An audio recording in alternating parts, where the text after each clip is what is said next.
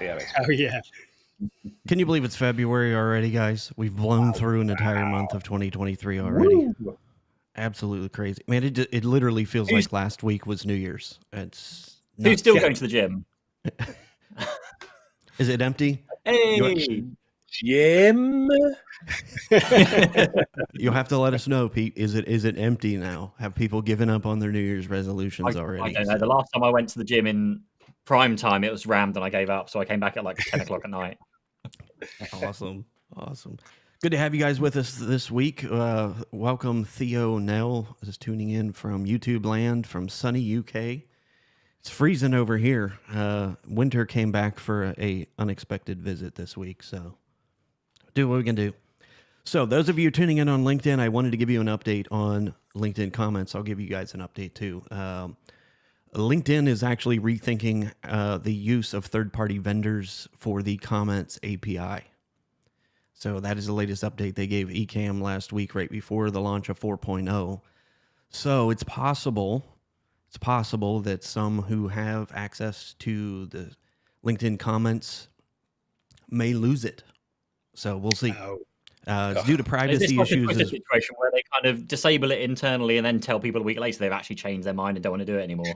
Exactly. I think we'll see a good uprise, hopefully, but they claim it's privacy issues, which I do kind of understand. But yeah, we'll see. But Man, we started last week's episode going Microsoft. I know, week we're doing right? exactly the same thing. So I'm monitoring the comments from LinkedIn. So if you're tuning in from LinkedIn, go ahead and drop a comment in there. I've kind of done a workaround so we can bring those comments up on screen. So, but yes, welcome Theo tuning in today, and anybody else live, let us know where you're tuning in from as well. We're going to be talking about all things artificial intelligence. And I got to bust out the robot voice. We're going to be talking about all things artificial intelligence. I got to play with If the I had roads. that feature, I'd spend all day just making crank phone calls to people with it. It's brilliant. I'd be phoning Scott and Pete all the time with that voice. It's funny what you can do with that thing. Chipmunk in a tunnel, so with the sensor button. I was thinking of some ways of creating some animated stuff with the Roadcaster. So tune in. It'll get fun here shortly. Oceande Ngaza is tuning in from Brooklyn, New York. Welcome, Oceande, to the show today. He's catching us live today. Glad to have you with us. So I'm curious too. We'll throw the question out before we jump into the discussion. Are you using any type of artificial intelligence in your MSP, whether that's ChatGPT or any type of artificial intelligence tools? Drop those in the comments. And which ones are you using too? I like to see which ones people are using. So, because I've actually found people have shared like 2 or 3 others that I had never heard of, and I'm like, okay, we'll try those out. So, but yeah, we're going to be talking about all things artificial intelligence. This week it's all over. I don't think I can't go a day now without pulling up LinkedIn and there's some type of AI conversation going on. So Welcome Tony Edwards to the show. Theo said he has not used any type of AI yet. So I figure what we do is just talk about use cases for it where we see any type of impact in an MSP space with AI and all the tools. Like I said, I think we're just breaking loose with what is possible with AI. So I'm going to throw this out to the discussion. Whoever wants to start this one. Yeah. Go for it. I've got some beautiful use cases after Pete goes, if that's all right. Pete's going to get us started, especially since he spent a week in artificial intelligence. So I was going to say, I think the best use cases, and this is ChatGPT because that's obviously the big thing that's going around at the moment, has been where people want to say something but they don't know how to say it. It's been really, really good, and I've seen people in my Discord group use it to write up things like price increase letters and just notifying customers about certain things. And I even used it the other night because I was trying to figure out how to communicate. I was changing my schedules and with my coaching sessions because I'm trying to reorganize my life yet again. And I couldn't figure out how to word it. And I logged onto ChatGPT and I literally went, this is what I used to do in my coaching. This is what I'd like to do. Can you write an email to my clients explaining how that change is going to happen? and like 2 seconds later, boom, it's given me a really nicely worded, polite email, professional email that I didn't take it word for word, but I kind of used maybe 60 to 80% of it and then changed it. But just use cases like that, I see as being fantastic, because it's, I always used to get told when I ran my MSP that I was very good at writing emails. I was a very good email composer or whatever that might be, because I like having time. I can sit back and figure out what it needs to say in which order and strip out all the rubbish that's in there. Whereas now you can just throw it into ChatGPT and it just gives you pretty much the exact same message within like a couple of minutes. So I think that's definitely been the biggest and best case of it that I've seen so far in like the day-to-day kind of world. And of course, we'll get on to more automations within like ticketing tools and PSA and RMM and those kind of things.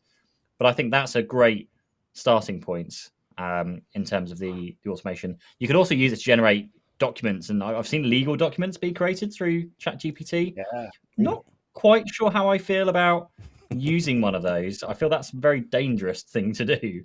But it's better than nothing, I guess. I wouldn't feel comfortable personally, but I've seen people do it. Yeah, for sure. That's what it boils down to, isn't it? That idea, is it better than nothing? So I think for a lot of MSPs watching, you can see, where was it?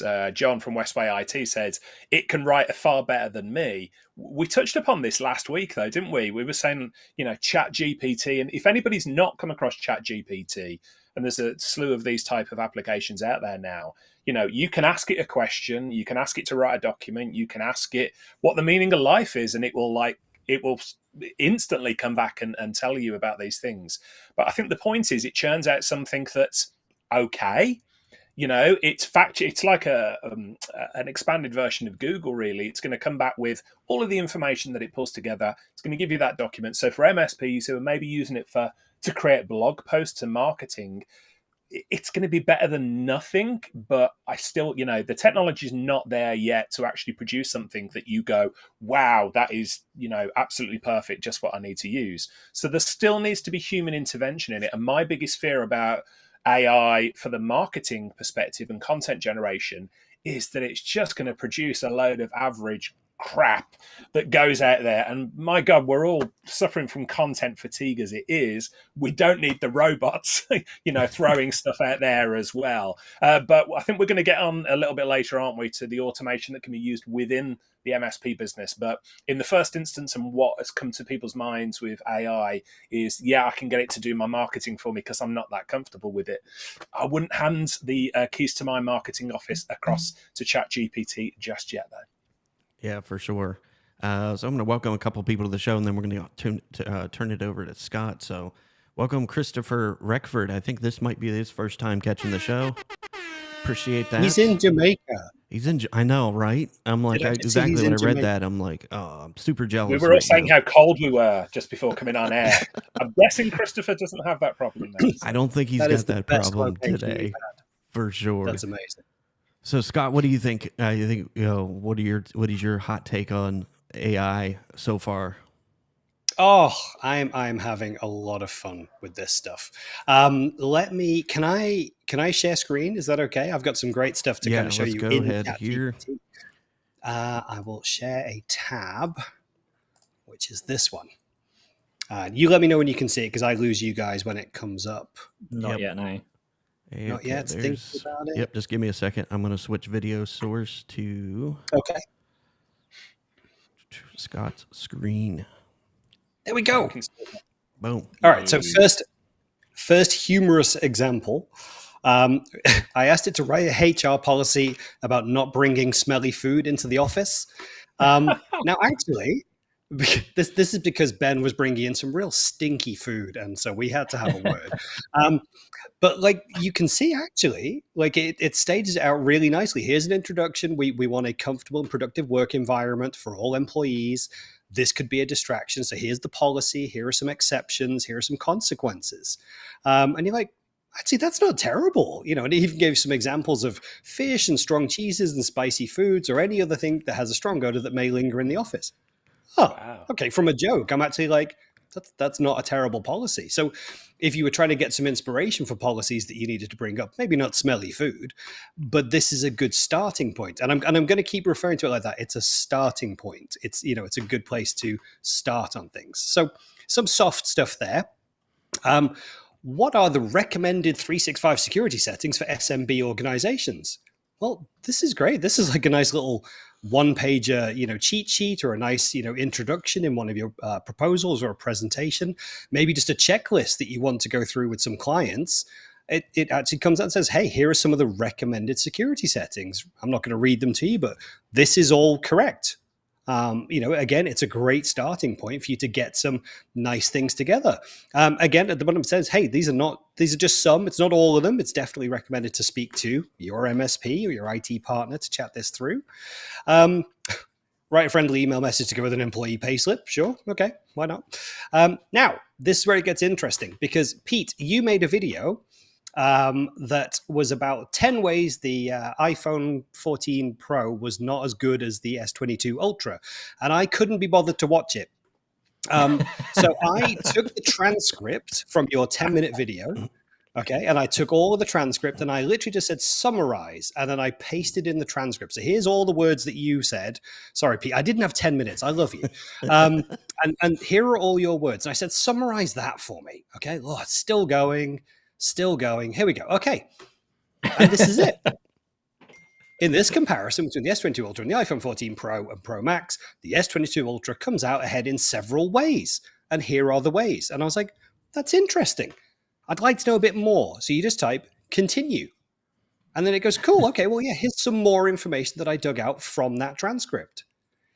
Now, the way I've seen this used, I mean, that's great just for summarizing some YouTube stuff, but I've also seen that used in Teams meetings now. People are suggesting take the transcript from the Teams meeting and you can use that as a summary of the meeting.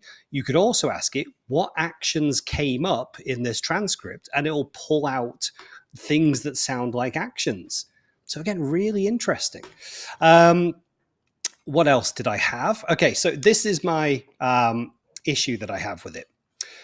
It's not always correct. You've got to bear in mind the data set came from 2021, so you can't take it at face value. You have to sanity check everything. I asked it here, is Azure AD Premium P1 included in this license business premium? And it said no. Bloody. It tells me why. I've actually told it that is incorrect. Azure AD Premium P1 is included. Oh, okay, I apologize. You are correct. It is included. So when I ask it the next time, yes, it's included, and here are all the other things that it includes.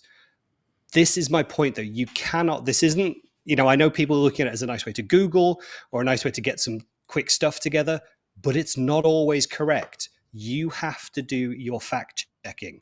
And that's why I'm looking at this as a great place to start. I've got one other example to show you, and then I'll shut up for a bit, and hopefully this has just caused some inspiration. Blah, blah, blah, blah, blah. Okay. Let's say you're not great at PowerShell, but you know there's something you need to do in PowerShell, and this could be great for your level 1 techs. Okay, so I've asked it to write a PowerShell script for Office 365 Online, which lists all users who have an archive mailbox. That is something we might get asked, and you might want to check, and it will go through and it'll say, hey, right, here is your PowerShell script. It actually writes it in a script box, and it gives you the button to copy the code and go ahead and paste it in. And this is a functional script. It will do what I asked it to do. And it took about 2 seconds to do that. And again, this is definitely something you could Google, definitely something you could find on Microsoft Learn, but actually just asking it in plain text and getting the exact answer that I wanted was really helpful. My only issue with this is that it's using a legacy authentication method here, but I could have stipulated use modern authentication, I guess. But look at that. It's gone ahead and got me a PowerShell script that will work within minutes for exactly what I asked it to do. So those are some of my examples. The only other example I have is that I also ask it to write short stories about 2 characters that me and the kids have come up with. And so we ask it to 2 stories for bedtime. Now that is an interesting use case there. So. It's not bad. That's amazing, Scott. Yeah. No, so definite, just interesting use cases there. The checking it over to make sure it's correct thing is definitely a valid point. One of my coaching clients and a guy in my Discord, he was writing things like, write me a script that can do this. And I think it was something along the lines of like, grab a list of my customers' domains, check their expiry dates, and then do something with them. And the script it gave them was sound, except it very top is like import module, and it named a module that didn't exist. So had it created it out of thin air, but had that module exist, then the script would have worked just fine. But it does make certain assumptions a lot of the time, I understand. Well, and it's a year out of date at least. Well, sorry, 2 years out of date, potentially, based on the data set. So once ChatGPT 4 comes along, when that's released, then it'll have a more up-to-date data set, I assume. And so you might get some more relevant information. But I think for like some of the things that I've seen people do, say, hey, give me 10 blog post ideas about, 365 security. I'll stay in my lane. Give me 10 ideas. Give me 10 titles. Give me 10 YouTube video names that are exciting. And you can put the emotion in that you want to grab, and it will come back and suggest 10 different things. You can say, here's my YouTube video, and here's the title. Give me 10 exciting variants of that. Oh, there you go, Pete. Yeah, I can see you. Here, let me zoom in. I'll just do one just there. Actually, I was with my watch test I'm doing at the moment. I'm testing the durability of these 3 watches in a video. Give me 20 viral video titles under 50 characters for that video. Bang. Tons of ideas. So yeah, that's a very, very good way of coming up with marketing ideas, titles for blog posts, articles, all that kind of stuff. Yeah, for sure. Yeah. But I'd say everything needs to be checked, right? You've got to apply the human element to this. I think, you can start to become very good prompt writers for this stuff, but you need to sanity check it afterwards. You can't just take it and dump it online, or as we're getting in the comments, you can't just take that script and dump it into your live environment. You have to check everything. Yeah, for sure. The interesting thing about this, because there's some technologies out there now, isn't there? We've heard about deep fakes and things of that nature. And Pete, this is probably more in your lane, but I've seen people talking about, okay, you can get ChatGPT or something similar to create a script. You can then get AI tools to create a really winning SEO-friendly YouTube video title. You can then get an AI to actually deliver the script to camera for you. Now, you've probably seen this, haven't you?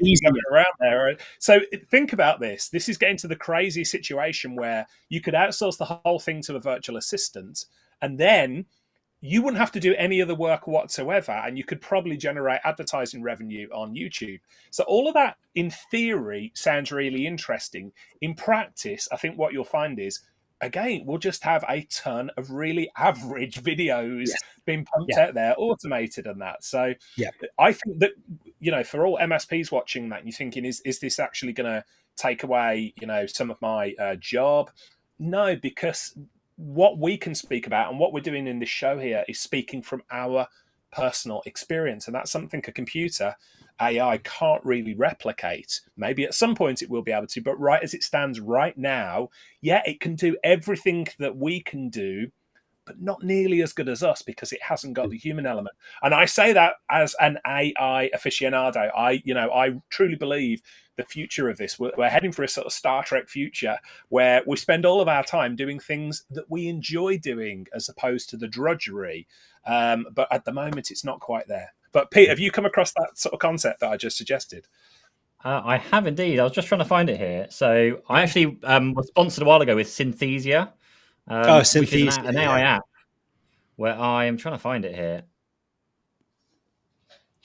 That at the very beginning, I think that's admittedly it's a couple of years old now, but that's an AI version of me. Wow. Which the voice wasn't the same was the only main issue, but they use it to you basically sit down, you read a script in front of a green screen so they can kind of get some of your mannerisms and your movements and track your face and everything.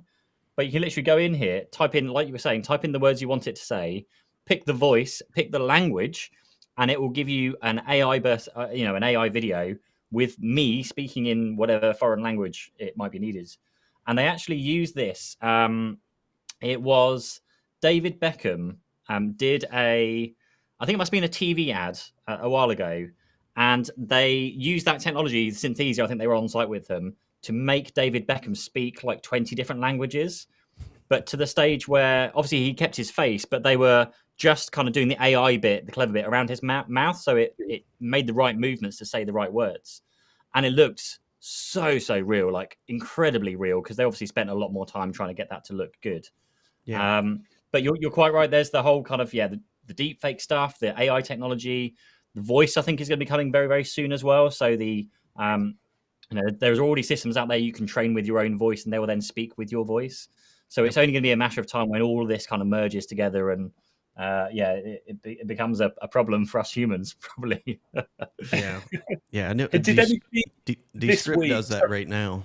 So a practical application of AI that I saw this week, or machine learning at least, was has anybody seen the latest NVIDIA broadcast update where it can actually the eyes. readjust your Oh eyes? yes, yeah. So we can Yeah. see, everybody can see it, like I'm speaking to you on camera now, but let's just say if I've got a script or I'm speaking to Scott and Andrew, like my face goes off a little bit here and you can see where my eyes are going. Well, it actually follows your eyes and readjusts them so you're looking at the camera. And if you look completely away, of course, it knows what to do there. But, I tried it and it does it to quite a decent level already. So those are the It looks incremental. horrendous though when you're sat there with like a mobile phone and the eyes are staring at the screen. It looks really odd. it Yeah, does. we're going to get to Yeah. that stage, that And old the guy school was stage. doing this as well. It's like doing that. Have you ever been in an art gallery and doesn't matter where in the art gallery you go with the portrait, the eyes are following you? Yeah. Yeah, John, thank you for joining us today. We appreciate that. He had a question. Has anybody managed to get into ChatGPT? Every time I try, I can't get into the servers. So I'm not sure what. It's normally about 10 p.m. at night here in the UK that it starts working for me. Yeah, I noticed that I late, don't have late much afternoon. trouble getting in. I know it Really? it tells you, hey, we're busy, but then I'll just like refresh a few times and then I get through to the login screen. So it hasn't been bad for me to get in on the few occasions. I mean, I literally logged in live just before this session so I could show you those examples that we've done before. And again, as I was trying to log in, it says, hey, we're busy, come back or notify me when it's free. I don't do that. I just like delete the URL, go again, give it a couple of minutes and I'll get in. But it does seem to work. I hear, John, there is a lot of talk around the premium version of ChatGPT that they're proposing to launch. Again, the rumor mill is saying it's kind of $42 a month, which I genuinely think is a bargain, honestly, given what it can do. And if you've got access to ChatGPT 4, I think it'll be a great part of the toolkit that we can learn to leverage in a really good way. Because again, a lot of the stuff that our techs do, certainly in Service Desk, is a huge amount of Googling. How do I do this? How do I do that? How can I fix this? How can I fix that? If it's got that intelligence where we've got, the ability to get fresh data and get fresh answers to results and give me a way to resolve this. I've seen some great steps where people said, hey, a computer is having this kind of issue. What should I check first? And it kind of goes bong, bong, bong, bong, bong. That's cool. That's giving those level 1 tech guys some kind of checklist to run through. If you don't already have something like that in your standard operating procedures, it's giving them some stuff to check. But again, I'd still maybe like your service manager to run through those sets of questions and see if it is coming back with the right kind of answers. If it's coming back to you saying, hey, I'm having this problem on this Windows PC, and it goes, great, yeah, if you press Command and space and then search for this, you're like, no, that's on a Mac. That's not going to work here. But I do genuinely think this is super exciting. There's some really good, Launchpad content that's in there. There's a couple of GitHub repositories that have jumped up with great ChatGPT prompts, which are well worth looking at as well. And so you can kind of get some great examples of how to really use the tool effectively. Because I think it's a really good tool. But as I say, it's a tool. It's a starting point. Check its work. Definitely check its work. Before we move on to the serious applications of the tools, there's Go one ahead. other I've got to throw out here. So has anybody tried DALL-E? So DALL-E. Well, I've done yes and no. Midjourney. AI things. I don't want to give my information to. I don't want to upload photos of me to them. It's just I've avoided that. Exactly right. And you've just hit. So for anybody who's not familiar with DALL-E, think of ChatGPT, but for images. So, while we've been on air here, I've been saying to DALL-E, I was like, do me a picture of the world's coolest IT administrator playing cards with Elvis Presley. And like, this is all like really foolish stuff there, but it produces some incredible, unique images. So I can actually see a practical application for this. Have you ever gone to a website and they're using stock images and you're like, just turns you off immediately? Well, DALL-E could actually produce some sort of images using, your own photographs and things of you in different situations. Perhaps what would it look like Scott Riley speaking to a client on the top floor of the Eiffel Tower? I don't know why that would happen, but DALL-E will make it happen to you. But Pete, to your point, everybody's jumping into these things and giving their information away. But just like Facebook, if you're not paying for the product, you are the product. And, I think around Christmas, didn't everybody jumped in and got AI generated versions of themselves? Yeah. But I haven't read the terms and conditions, but I'm pretty sure that most people who did that have now allowed those AI companies to use their sort of facial images in their own marketing material at best, and perhaps other stuff. Yeah, Who knows? Lenza We've got to was be the aware other of one. these privacy. Yeah. Yeah, a lot of people did Lenza, which I think, is it just iPhone or is it Android as well? The Lenza app. I think it was just iPhone. I think I was going to try it, and I was on Android, and I couldn't do it. I think. Yeah, that was the other one. I went through that, and it just kind of got thrown up by a couple security experts too. If you read the fine print of the terms of service, yeah, they own the right to license your images. So you're giving that right away. So just a thought. Just a thought. Yeah, so lots coming in now. With Midjourney. So Midjourney is like not a competitor, but it's a similar tool to DALL-E. And again, it's quite hit and miss. It's a strange way to do things because everything's done through a Discord server instead. So you literally just message the Midjourney bot and you say, imagine, and then you give it a whole series of keywords. And then you wait and it will sit there and then it will send you back a message of 4 suggested images. And you can tell it, hey, I really like that one. Give me an upscaled version of that suggestion. Or can you just iterate this one a little bit better for me? And you see like people are using it for stock image generation. They're using it for logo generation or logo inspiration. And you just like, because you're in a group with everyone else who's also asking the questions. And so you're just getting all the other content that they're generating like every single second. So you can really see what people are starting to use it for. And again, I think, tools like this are fantastic to get that kind of inspiration. I don't think I'd take a logo that it had generated, but I would maybe take that and go, okay, do you know, I really like what it did with this piece and this piece. I really like the way it's done this. We could use that for some, almost like a mood board, for the inspiration for what you're going to do for something. But yeah, Richard, I like your suggestion of like that stock image, kind of idea. There's too much stock nonsense on websites, especially MSP websites. We're all really bad at it, genuinely. And taking the time out to get your team to have a professional photo shoot can be difficult, right? Everyone's busy. So if you can generate some images that are you and represent your personality and your brand really well, and you might need to, Photoshop them a bit later. I think some of the comments have said, hey, it's hard to get text to appear on those images. You're absolutely right. But again, if you get to create the background image, then you can just quickly layer the text on top. Yeah, absolutely. Yeah. Yeah. So we've seen that. Christopher said, so I guess the first use case for a lot of people is using it to act as their personal assistant, doing copywriting. I think that was kind of a quick hit there for pretty much everybody. Let me just going through the comments. We got lots of comments today. I figured this would be a good topic today. So, are they comments from real people, or are they AI generated comments from people who have sent their bots to attend the webinar and then give them a summary of it later? I don't know. I think if the bots were here, we'd be seeing some porn spam. So it's early in the night. They have to throw that in there. So let's see here. Somebody else was using that. So that was the first use case, I think, for help videos was another one. So let's talk about like kind of some of the other use cases for MSPs.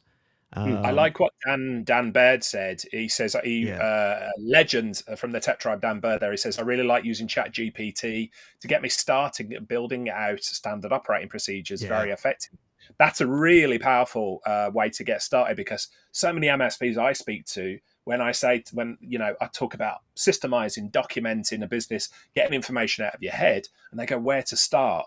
And it's like, well, you start with what you're doing. But actually, if you need that little bit of a push or an example of what a good SOP might look like, or even average SOP, I think that's a really good use of using the technology there, Dan. Yeah, for sure. I'm trying to look up through a couple other ones. Jack Fisher, welcome. Good to have you with us today. He said, I think using it to help with ticket dispatch roles could be useful. So how do you guys see that playing in? And are there tools that allow that right now? Yeah, I think it's I just don't around think the there are any corner, tools isn't it? It really feels like it. Yeah, I've heard a lot of discussion about it, or people have built their own integrations to kind of bounce ticket requests in through a chat GPT engine to then go like which person, which team, what's the problem? Actually, is there a recommended solution immediately that we can go back with? And so they're asking those questions through the chat GPT engine. And the feedback is, it's like having a first line tech who's got maybe 1 or 2 years experience is the type of answers that are coming back. Again, Yeah. bear in mind that it's a year out of date with its, or 1 to 2 years out of date with this data set. But for a lot of those common queries, they're having some success with passing it out, getting the response back, and then using a human to then go, okay, I know what the next step would be, with this ticket. Interestingly, I saw Adam Vors, absolute legend. Yes. He was saying that they're looking at how to give their customers a way to do that for self-help. And I think that's great. Again, same idea. Maybe you're going to take the inbound request from the customer. Hey, the printer's not printing, or hey, my word's not wording, whatever the question is, pass it through chat GPT and come out with, give me a list of suggested things to try first, and then bounce it back to go, hey, can you just try these things for me? And then if you're still in the same situation, we'll jump right on. Obviously, your SLAs and your relationship with your client, it's up to you how you want to handle that. It might be, as I say, that you pass it through, you give it to the operator, and they've got, this is the challenge, here are some recommended solutions, get on the phone. And you're like, oh, well, you've got a springboard for that guy to really get into what the problem might be. Yeah, Vince Forstall had the same question. He said, how can we enable AI and which one to help in help desk functions and to speed up problem resolutions? He's in Toronto, Well, so thank you, Vince, that's for already tuning in. here already, isn't it? Our friends across at SuperOps AI, they're building this tool that does intelligent ticket routing, for want of a better word there, where it'll look at the ticket, it'll route it to the right person, and that right person could be by skill, or it could be by resources available at the time. And for this is why, getting on my soapbox a little bit here, guys, but I talk about, I'm a big fan of the tools and solutions that are coming, down the road that positively disrupt our industry. Because think about the PSA tools and the RMM tools that we've got at the moment. They do a good job, no two ways about that. But they feel stale, don't they? Because we've still got engineers resetting passwords. We've still got tickets. We've still got engineers enabling them to cherry pick the tickets that they want to do. And for every MSP owner knows the situation where a ticket has got stale because none of your team want to touch it because it's either boring or outside their comfort level. We've all been there. We all do it. So and that's where dispatchers come in. Somebody will give the ticket to somebody, but the AI-based application of this that SuperOps are doing, I think, is like revolutionary. And this is where the real wins are going to come for MSPs, making sure a ticket goes to somebody who's got the skills and all the resources to do it. Everything's going to speed up and get a lot better. Yeah, that's what I Westway think IT said. Same thing. Have it review tickets. That sounds awesome for nimble MSPs. An extra edge Exactly. for time. I think we are saver. literally just around the corner from it, because the chat GPT technology is there. All it needs to do is essentially, see the ticket coming in, identify what type of ticket it is.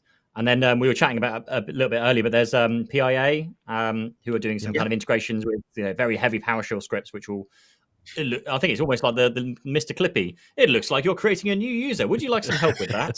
Yeah. And It looks like you're merging your Active Directory trees. Would you like me to? No way. But it does like everything for you.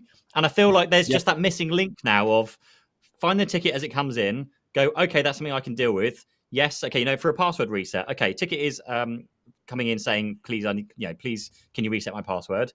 It finds the user, it resets their password, it sends them an email back to let them know it's been changed and to call the help desk to get the password, and then it closes the ticket or something like that. That seems like a no-brainer that shouldn't be too far off, I don't think. It's just waiting for the right people to integrate the right kind of engines. it'll be a case of we've mentioned like super ops and that they've got native tools to do that because they've essentially been very smart and built a modern platform based on AI machine learning. So that's going to come to those MSPs that are using it almost immediately. You can use it now and it's only going to get better. For the likes of people who are using legacy or well-established PSA tools, I think the route there is exactly what you've said, Pete. They're going to look at some of these new companies that are coming out that integrate with Autotask, with ConnectWise, etc., etc. They're going to acquire those companies, and then within the next 2-3 years, slowly but surely, because this is a big undertaking for them, they're going to integrate that into the platform. So that's the prediction I would throw out there. But if you want to use these tools today, right now, in anger, short of moving your entire business operating system to a new platform, it's going to be more difficult to integrate it. Yeah, Dan There is, Baird had a couple here. Just if you guys have had any experience, getthread.com uses GPT-3, and what's the other one? Crushbank. I hadn't heard either one of those two. So yeah, Crushbank's a really interesting. I love his comment. Yeah. It's been doing it since before all this stuff was cool. They definitely have. True. The Crushbank was built off, what was the computer called? The IBM supercomputer that played chess and Watson? Against the Grandmaster. Yep. Watson. I believe it's actually built off the back of that, and forgive me if that's not the case. But poor old Watson, I don't know if anybody remembers that. One of the world's best supercomputers beat Gary Kasparov or whatever at chess, but then got relegated to when you phone up the cinema and you want to book a ticket to go and see Avatar at 3 p.m, it was the one that actually translated that. And I'm like, can you imagine this supercomputer sitting there and doing all this grunt work that it's really boring? But yes, Crushbank have really grabbed that, the Watson API, and enabled it to help MSPs. So when a ticket comes up, it will actually say, hey, based on your other tickets, here's some information that might help you resolve this. And an interesting, and you can tell I get passionate about this, but an interesting application of some of these AI tools. Imagine if you're moving from Autotask to SuperOps, or from ConnectWise to Kaseya, whatever it might be. You either have to bring across a ton of old data, and that's really difficult to do, to implement it and to integrate it into your new PSA tool. You lose it, or you use one of these AI tools, point it at the old information, and then every time you've got a ticket come up in your modern tool, it goes back and goes through all of the old info and says, here's something that happened on that machine, in that client site with that person before. Does it help you in this situation? So there's some really interesting sort of archive perspectives to these AI technologies as well. Yeah, I like that one. That one's pretty dope. So the other one I've heard of, there's a lot of what do they call it? Extract, transform, load, ETL type tools. And again, if we could have AI doing that kind of stuff to keep up to date and go, look, I've got something in this format, I need it in this format, and you can then have that interoperability of moving things between platforms. I also like John Harrison's like diggling in my brain, because I was like, was it Watson or was it? And I was like, is it DeepMind, Deep Blue, something like that? So I don't know. We need I've just merged two supercomputers together in one story, haven't I? There, just Google, yeah. I also liked O.C. Ande had a great point. He was talking about, to do this kind of stuff, you can create a massive knowledge base internally. Yeah. And where I think that's been really good for MSPs in the past to build massive knowledge bases internally based on their experience and build SOPs around those. But what I think the ChatGPT gives us the opportunity of is having a much wider knowledge base.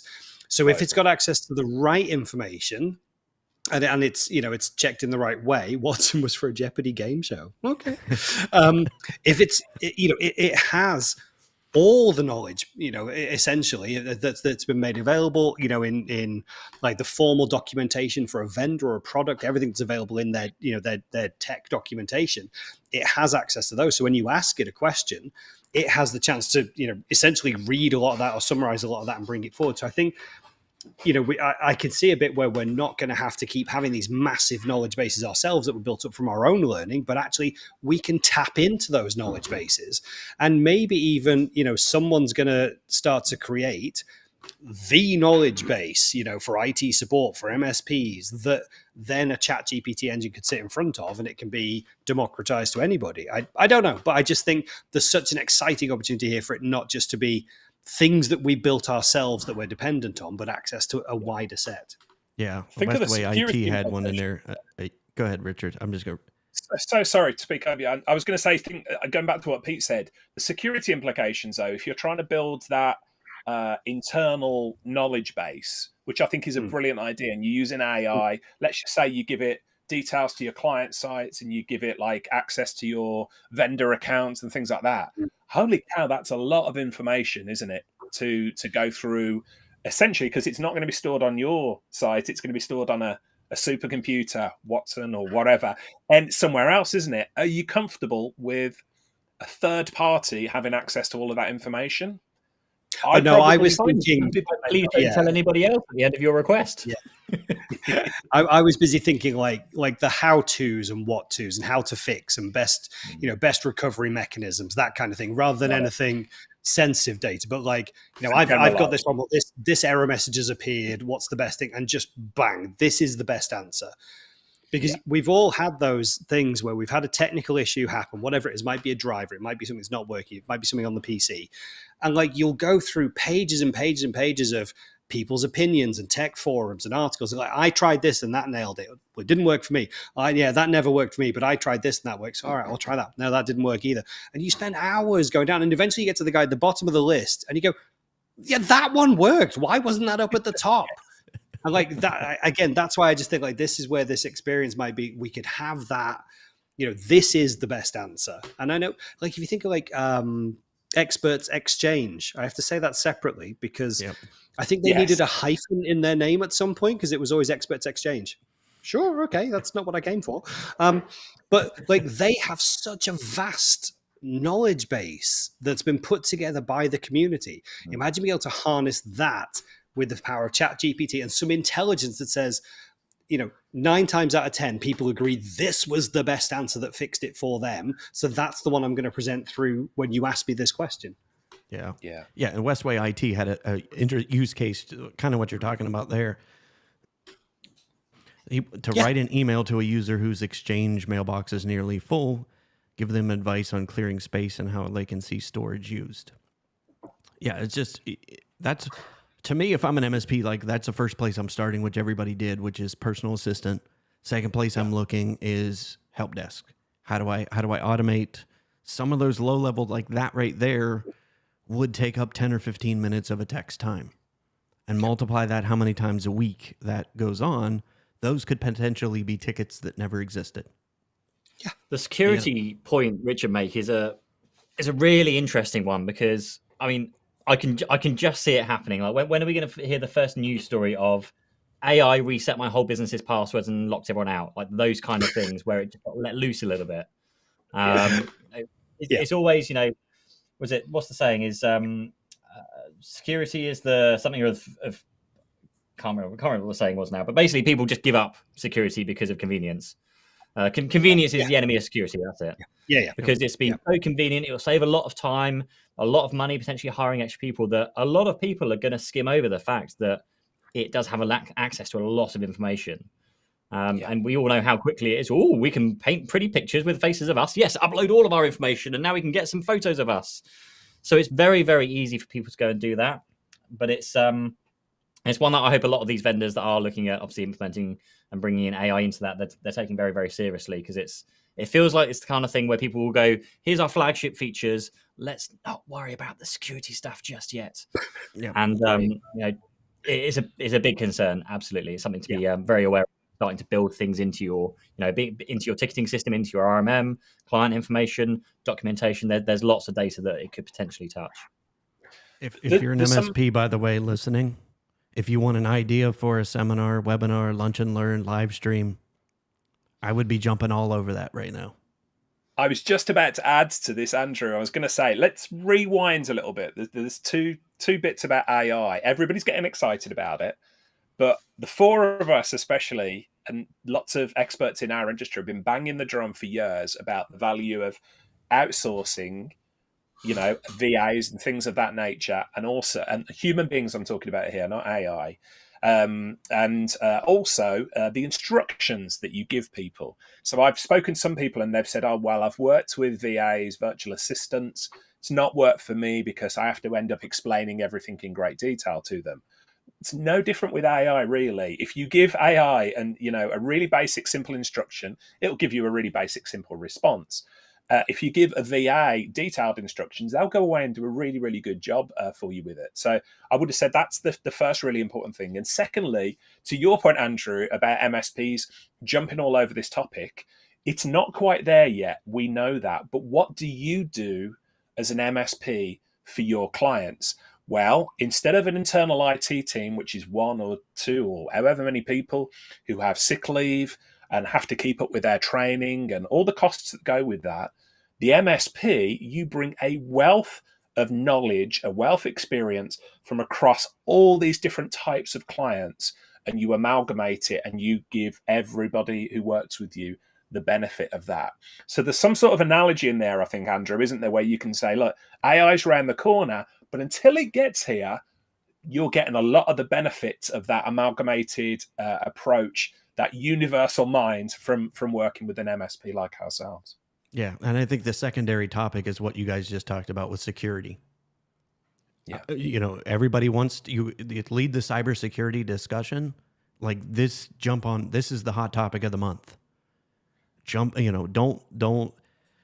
say AI's not. Put your head in the sand. It's coming. Here's what we're doing to help make sure that you're safe. Here's some things that you can do inside your business, because we all know how many of the people inside of our own customers right now are using ChatGPT. Could they potentially be giving access to information that they shouldn't? Like from every perspective, that's how you lead that discussion. Not that we're going to ignore it and pretend it didn't exist, but this is how we're going to get ahead of that conversation. So yeah, great topics for people to be able to get in front of. Let's see here. Jason Kelmsley, welcome to the show. He said, anyone switched their everyday tools to AI-powered ones? I switched to you.com a few weeks ago, and I'm starting to see the AI really learn what I care about, e.g. lots of images and text. Little text. Yeah. I hadn't heard of you.com, but it's an AI search engine. It's like, an AI Google, basically. So you start searching for the stuff, and I guess it gets to know who you are and what you're looking for. That's interesting. I've tried with calendar applications and things before, where it'll come in and it'll automatically understand your calendar and then go back to the person as a real human being and say, hey, Richard can't make that time and date. Can you do any of these 3 times? And that's, worked reasonably well. But as it stands right now, today, humans, I've got a team of humans that do that way better. And that's the competitive differentiator. So yeah, Oseanda said have AI create content to train a VA. It is. Because that's, if you're writing SOPs, yeah, absolutely. Yeah, we all want to hire the VA, but then we don't know what they're supposed to do, and then we wonder why they didn't work out. So that's a perfect use case. Another one he said too is customer responses are key. They can be templated in our PSA. So that's an interesting use case I hadn't heard of. So yeah. Let's see There's here. a lot of times when calendar, people want to generate motion.com. Motion. Oh, sorry, that was the one I was thinking of. Go. Motion's one I haven't signed up for it, but I looked into it and kind of thought, oh, that looks interesting, but I'm not quite sure I want to give AI control over my calendar, because I've kind of spent a lot of time curating, and last week I replanned my whole calendar for the week. But that looks quite interesting to kind of know when you can do calls and when you can do meetings and all that kind of stuff. Agreed. Yeah. It's a little bit like as MSPs when we first turn on RMM tools, and I'm talking about way back in the day, but still applicable now. And it's like, do I really want to turn the alerts on? Because then it goes, here's everything that's wrong in your network all at once. Ah! Like, ah! Yeah, it's Theo, you made a good point too. He said, we techs have always said that the adoption of tech will allow us to spend more time doing things we enjoy. I'm yet to experience that after 25 years in the industry. Is AI really the answer here? No. He's absolutely I right. agree. It's a tool, isn't it? And the thing is, the more that we get like really cool tools like this, the more work we find for ourselves. And so we always end up finding more work because we've got better tools. So no, I think definitely it's a tool. It's like I say, it's not always right, so it still needs the human element. And that whole thing of what we do for our customers is the human element, right? If we can use it to offload some of the boring stuff, some of the boring activity, some of the jobs that no one wants to do, or even just crunch data, then I think that's a great use case for it. But other than that, I think it's another tool. We'll find a great way to use it, I think, but we'll probably find whole new challenges for ourselves. Yeah, I knew I had to be a character in the comments too. Wim says this is an automatically generated message. I'm sure we'll see that at some point. We'll see, some automated bots churning out some YouTube comments as well. Yeah.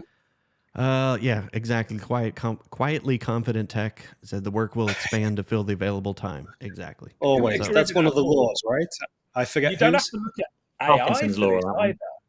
If we look at, like, I've got a robot vacuum. We've got a great dishwasher in the house. We've got, my lawn gets cut by a robot and stuff. So it's like, great, all that time that I freed up. Well, what do you spend doing with that time? Do you spend it creating beautiful works of art or learning how to speak Japanese? No, we just created doing more work with that. And that has, that's been the case from like the 1890s all the way up to the current day. All of this technology is supposed to free us up to pursue our loves and our passions, and we just fill it with work. So we spoke a few weeks ago. It was quite a woo-woo topic, wasn't it, about planning for the future. Pete, you and I said we're slowing right down, doing less stuff. Scott, you said you wanted to sort of make yourself dispensable within your business and stuff. Useless. What did you say? Useless within your business. Make yourself useless. I need to get on the team. When you've got the time, and then you go, well, what do I do with it? I'll do a bit more work. It's not a healthy way to go forward. So there you go. I'll get off my soapbox there. No, I'm with you. Well, I've just got a quick one for you on the security side of things. So, like, everyone is worried about AI and that, phones and devices are listening to you and Alexa's listening to you. But I've got to say, Richard, that robot vacuum cleaner has been gathering dirt on you for years. All right. Can we have a... Come on, Andrew. Oh, dear. You're going to be a comedian. I don't think that sounds like a Carl Palachuk joke right there. You need to send that to Carl. So you've got to, yeah.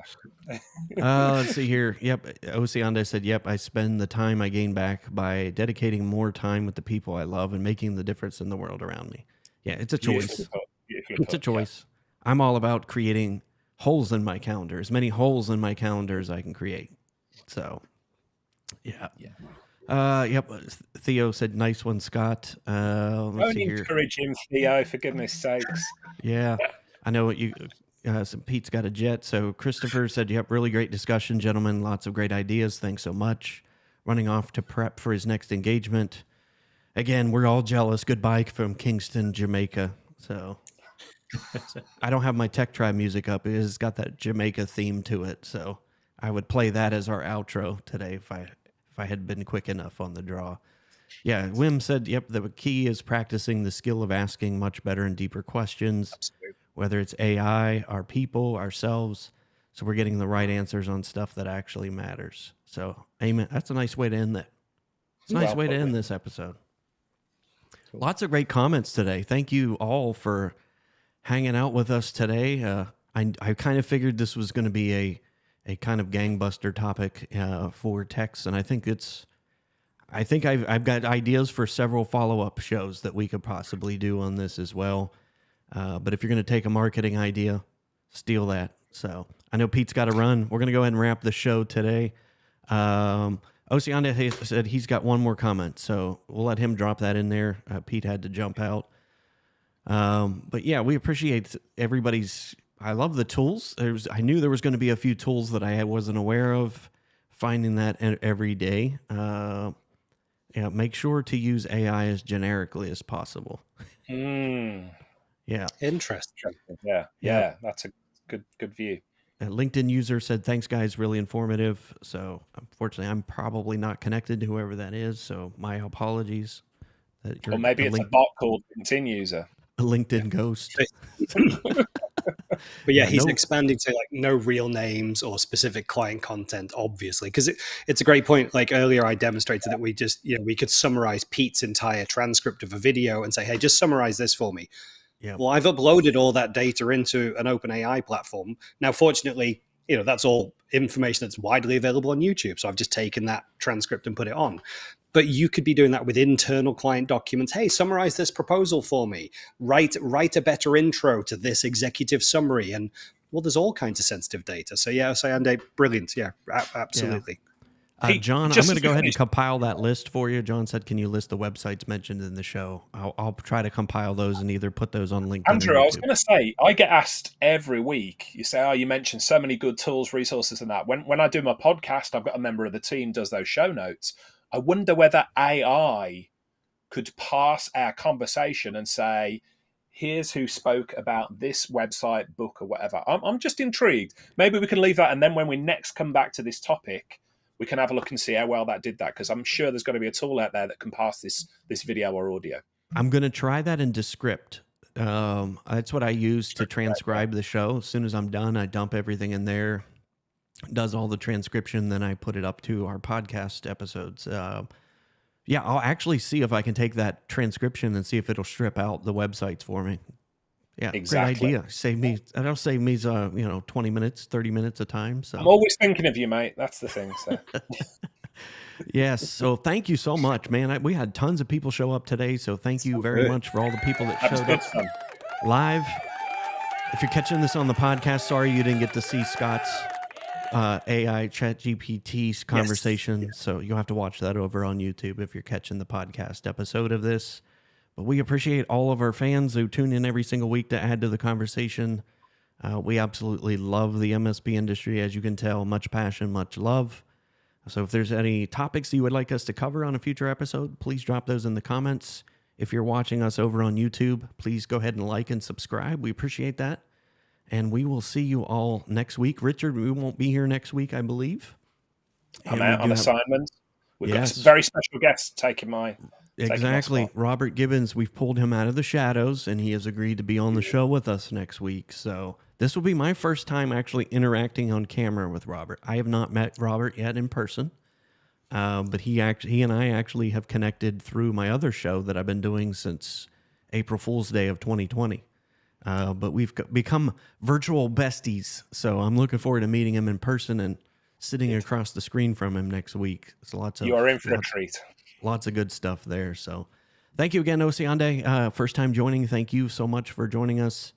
And we're going to go ahead and shut down this show, and we will see you all next week. Richard, we will see you in 2 weeks. Take care. Be safe. Talk to you soon.